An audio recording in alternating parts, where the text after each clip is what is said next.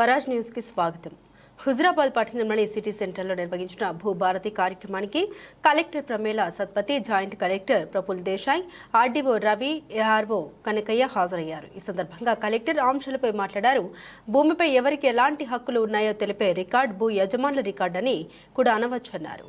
ఈ రికార్డు ఉన్న వారికి భూమి యాజమాన్య హక్కు పత్రం మరియు పాస్ పుస్తకం ఇస్తామని తెలిపారు. ప్రభుత్వం అందించే ఈ రికార్డు ప్రకారం రైతులకు అందజేయబడతాయని, ఇది కీలకమైన భూమి రికార్డు అన్నారు. దానివల్ల రైతులకి ఏ విధంగా రిలీఫ్ ఉంటది, లాభాలు ఉంటది, ఏ విధంగా రైతులు దానికి సద్వినియోగం చేయగలుగుతారనేది చాలా మంచిగా వివరాలు చెప్పడం జరిగింది. ఆ తర్వాత ఏసీ రెవెన్యూ గారు అంటే ఈ భూభారతి చట్టంలో మనకి ఏ విధంగా సమస్యలు చేయగలుగుతామని ఆ మాట చెప్పడం జరిగింది. సో నేను కూడా కొంత క్షుప్తంగా కొన్ని అంశాలు చెప్తాను. ముఖ్యంగా అంటే భూభారతికి ముందు మనకి ROR చట్టం ఉండే 1970 ఆ టైంలో.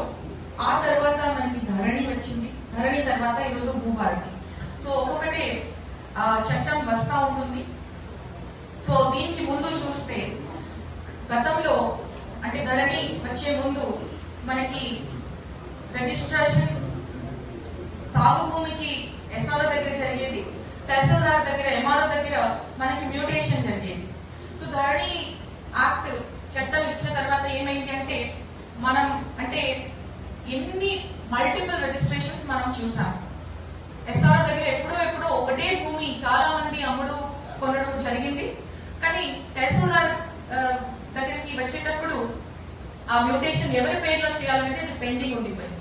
సో ధరణిలో ఏమైంది అంటే SROకి అంటే MROకి SRO పవర్స్ ఇచ్చిన తర్వాత మనకి అలాంటి సమస్యలు చాలా కనపడింది. దానికి ఒక్కొక్కటి పెండింగ్ మ్యూటేషన్ మాడ్యూల్లో కొంత చేయడం జరిగింది. కానీ ఇక్కడ ఇబ్బంది ఏమైంది అంటే చట్టం ఉంది, దానికి అనుకూలంగా తోడుగా రూల్స్ లేదు. సో రూల్స్ లేనప్పుడు ఏమైంది అంటే తహసీల్దార్ ఆధ్వర్యంలో ఏదైనా మనం చట్టాన్ని చూసుకుంటూ దానికి ఆన్లైన్ మాడ్యూల్ ని చూసుకుంటూ మనము మ్యూటేషన్స్ కానీ ఇది మనకి సక్సెషన్స్ కానీ చేయడం జరిగింది.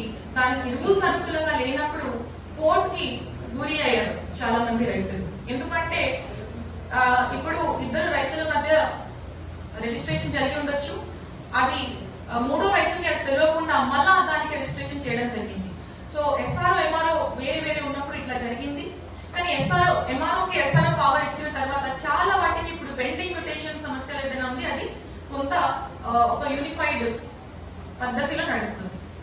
కానీ ఇక్కడ ప్రాబ్లం ఏమైంది అంటే చట్టానికి అనుకూలంగా మనకి రూల్స్ లేనప్పుడు మనం చేయాల్సిన కానీ కావాల్సిన పనులు కూడా కొంత వాటికి చేయలేకపోయాము. ఇంకొకటి ఇబ్బంది మనం చూసాము ఏంటంటే చట్టం ఉంది, ఓవర్ నైట్ దానికి అంటే ఏది రికార్డ్ బేస్ చేసుకుని చేయడం జరిగింది. గతంలో ROR ఉన్నప్పుడు పకడ్బందీగా మనకి ప్రతి ఊరిలో ప్రతి రెవెన్యూ విలేజ్ లో జమాబందీ చేసేవాళ్ళు, టిప్పర్లు ఉండేది. సో అది చూసుకుంటూ ఆ గ్రౌండ్ లెవెల్లో అన్ని సరి చేసుకుంటూ రికార్డ్ ఆఫ్ రైట్స్ తయారు చేసి అదే మాత్రం ఇంప్లిమెంట్ చేసేది. కానీ ధరణిలో ఏమైంది, సడన్ గా ఒక చట్టం వచ్చింది. చట్టాన్ని చూసుకుంటూ ఒక ఆన్లైన్ పోర్టల్ వచ్చింది. ఏదైనా ఉంటే రైతులు మీ సేవకి పోవాలి, మీ సేవ నుంచి కలెక్టర్ వరకు వస్తుంది, కలెక్టర్ వరకు లేకపోతే మళ్ళీ కోర్టుకి వెళ్తుంది. ఈ మూడో స్థానం తప్ప ఇంకా నాలుగోది ఏం లేకుండా పోయింది. ఇది ఎందుకు ఇబ్బంది ఏంటంటే ఇది ఒక చట్టం అంటే రిజిస్ట్రేషన్ తప్ప తహసీల్దార్ కి ఇంకా ఏది పవర్స్ లేదు. సో మిగతా అంత పనులు అంటే చిన్న మనకి వారసత్వం ఉండొచ్చు, ఈ కోర్ట్ ఆర్డర్స్ ఉండొచ్చు, అగ్రికల్చర్ ల్యాండ్ కి నాన్ అగ్రికల్చర్ లో కన్వర్షన్ చేయాల్సి ఉండొచ్చు, రోజువారీగా ఒక రైతు ఇంకొక పక్క ఉన్న రైతుకి అమ్మేది మ్యూటేషన్ లో ఉండొచ్చు. అలాంటి చిన్న విషయాలు ఊరు లోపల సమస్య సమాధానం జరిగే విషయాలు కూడా ఇప్పుడు ధరణి ఉన్నప్పుడు కలెక్టర్ వరకే వచ్చేది. ఆ ఉద్దేశం కలెక్టర్ చేతిలో మంచి అవుతుంది అని ఉండొచ్చు. కానీ అక్కడ ఏమైంది అంటే ఒక కలెక్టర్ ఒక 15, 20, 30 తహసీల్దార్ లాగా పని చేస్తే తప్పకుండా పని మనసా ఉన్నా కూడా అంకిత బాగా ఉన్నా కూడా తప్పులు జరుగుతుంది. ఎందుకంటే మనం మానవం కదా.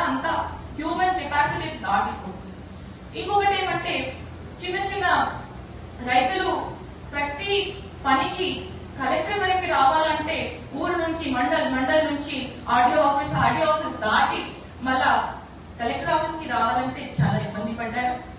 ఇంకొక కలెక్టర్ గా కూడా నేను చెప్తున్నా, రైతులు ఎంత ఇబ్బంది పడ్డారు, మేము కూడా అంత ఇబ్బంది పడ్డాము. ఎందుకంటే అప్పటి వరకు మాకు నమ్మకం ఉండేది, రైతులు ఏదైనా ఉంటే తహసీల్దార్లు చూసుకుంటారు, వాళ్ళకి ఏదైనా సమస్య ఉంటే